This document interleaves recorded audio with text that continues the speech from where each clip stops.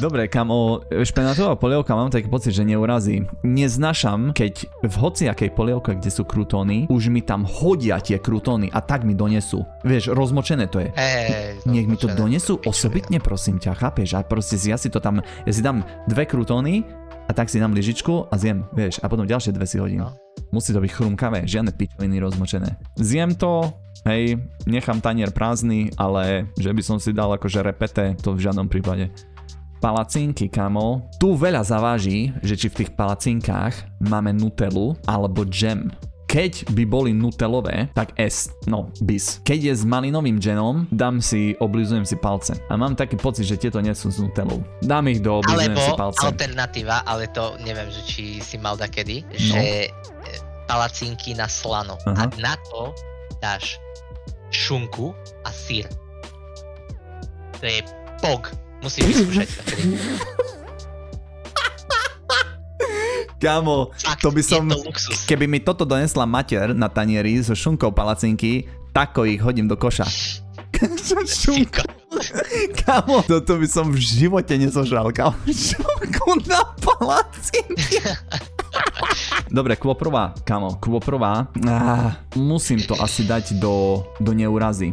Je to ovlažujúce, hej, je to pekná zmena, lebo konečne nežerem len kurča každý deň, hej.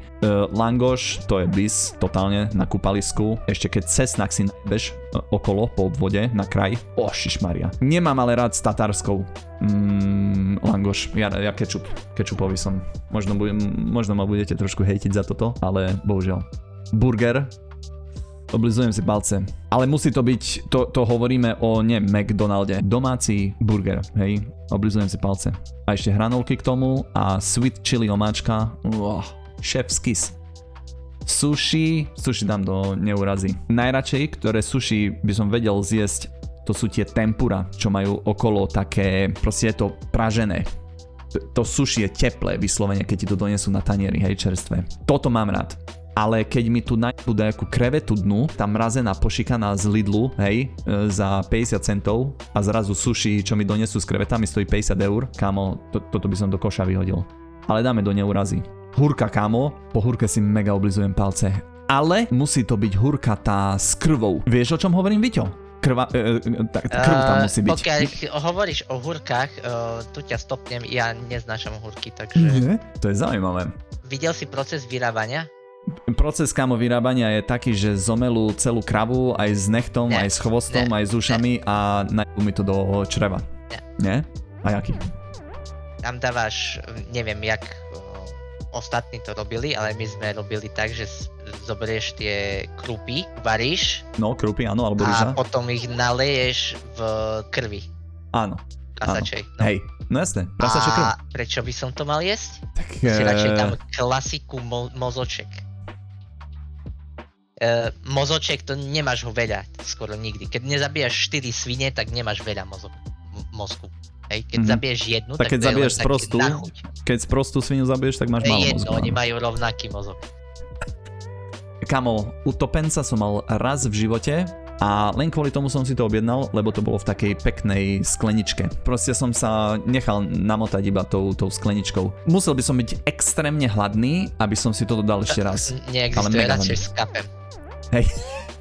Jaké kruté. Radšej s kapem.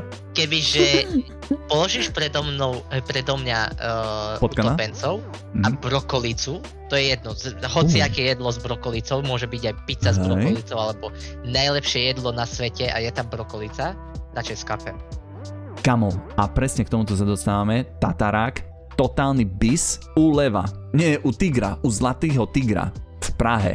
Neviem, či Dave poznáš, alebo Fisko, neviem, či si bol v Prahe, ale u Zlatého tigra, kámo, to je taká stará krčma, ale mega akože na úrovni, hej, tam bol aj, neviem, taký americký prezident, neviem, či nie, Lincoln, či kto, že fotku tam majú, hej, tí majitelia s ním, hej, až takto je známe. A tam, kamo, mega tatarák robia, strašne dobrý. Cesnak, topinky, nie, tak sa to volá, Dave, po česky, topinky, hej, ale to je proste hrianky.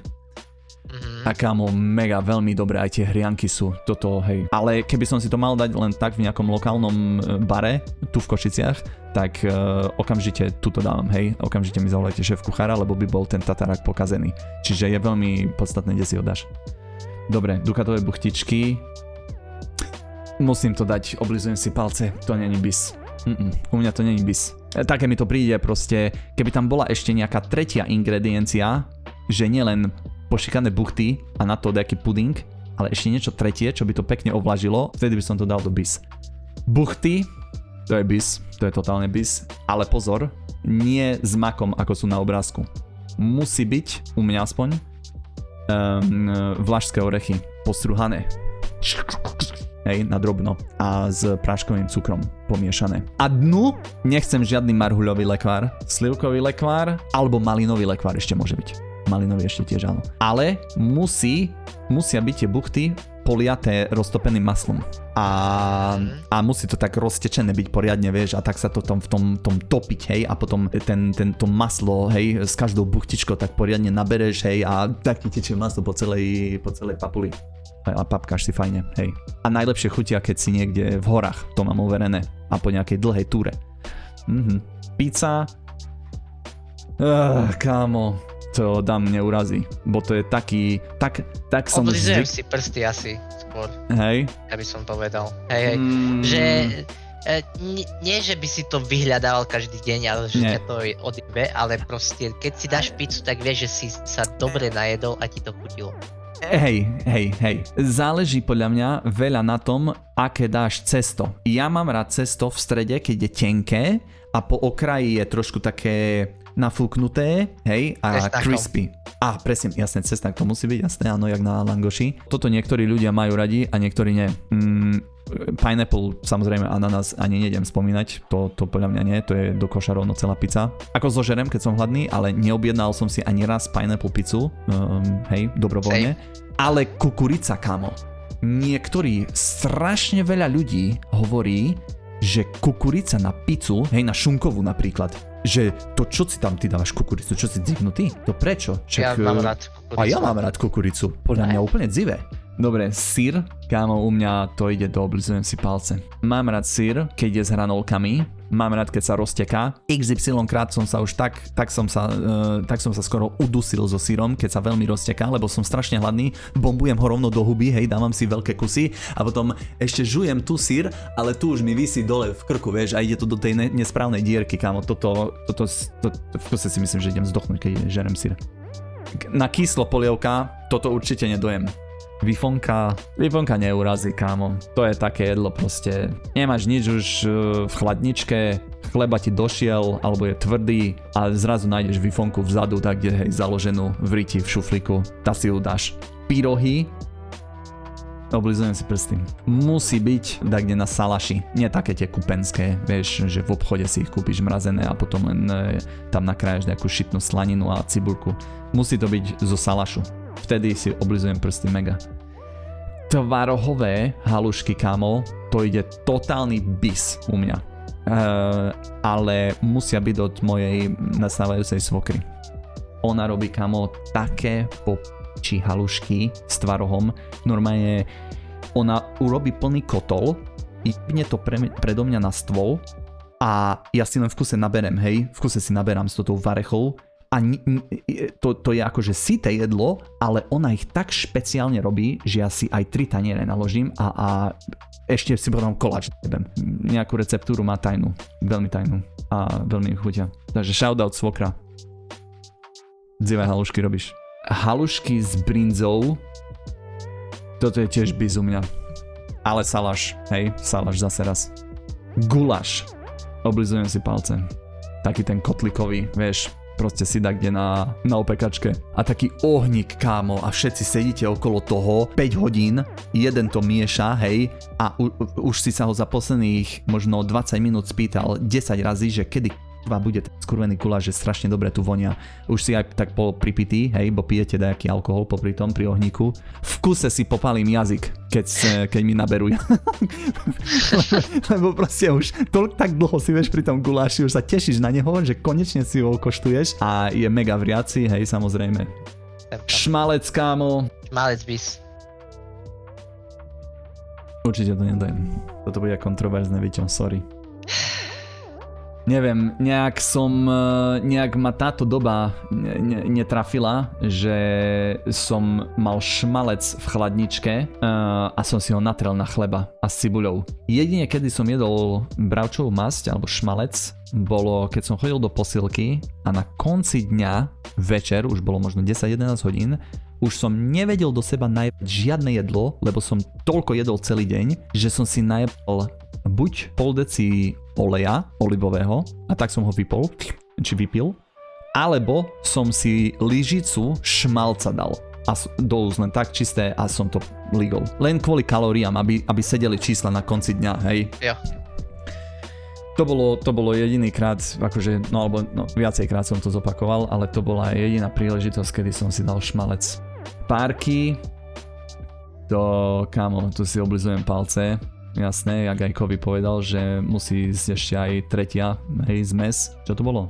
Chren. A musia byť spišské, trošku štiplavé. Potom krupičná kaša s gránkom a s oným. To tiež si oblizujem palce do frasa. Hej, to nemám k tomu dodať, to je jednoduché. Toto rýža s mliekom, to je jedno, že či tam je kakao, kámo, na to gránko, alebo škorica, alebo ja neviem, akú Mariu by si mi tam nasypal. To by som dal do neurazy. Soté tiež neurazí, také to je, čo ja viem, mixka všetkého, je to fajné, ale hej, isto sa nejdem roztrhnúť kvôli tomu, že chcem ešte dupľu. Tarhoňa, kámo, toto určite nedojem, neviem. Tarhoňa nemáš rád? Možno by som to mohol dať do neurazy. Není to, že určite to nedojem, hej. Dobre, dáme do neurazy. Čevapčiči tiež neurazí. Podľa toho, že kto to robí v školskej jedálni na základnej škole, keď som chodil, to bolo také, no. Suché to bolo, tenké, mľandravé, hnusné, spečené. Nemám dobrú spomienku na to. Rezne. Podľa toho, že s čím sú. Keď sú so zemiakmi alebo s hranolkami, neurazí. Keď to je ale na štedrý večer a so šalátom zemiakovým, tak potom to ide, kámo, bis. Normálne 24. sedíte celá rodina za stolom a pochutnávate si na fasarezňoch. Ktoré máš radšej, kuracie alebo bravčové? Kuracie. Špagety. Bravčové by boli dobré, kebyže tam nie je nejaká... také proste taká šľachá chrupavka, alebo no nie chrupavka, ale hej, viem presne, ktoré myslíš. Tam čo je. Áno, hej, pravda, to je dobrý point. Potom, kamo, špagety, čo to je, s mortadelou, či s morkadelou? Morkadela? Aha, dobre, takže špagety s morkadelou a s oným, so sírom, ja si to dám do neurazy. Ale keby sme sa bavili zase nie s morkadelou, ale že by tu bola bolonská omáčka, taká ale tak fajná domáca, nie z konzervy, kámo, ide to, oblizujem si palce. Ale máme tu basicárske, takže... A toto, kámo, knedlo vepšo,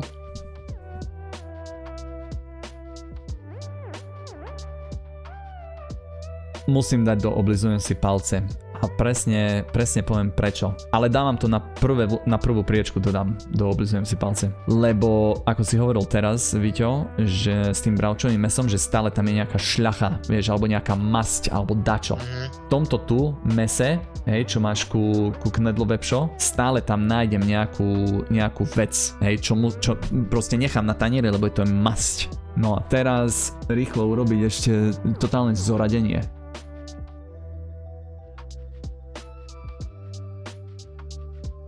Dokončili sme tier list.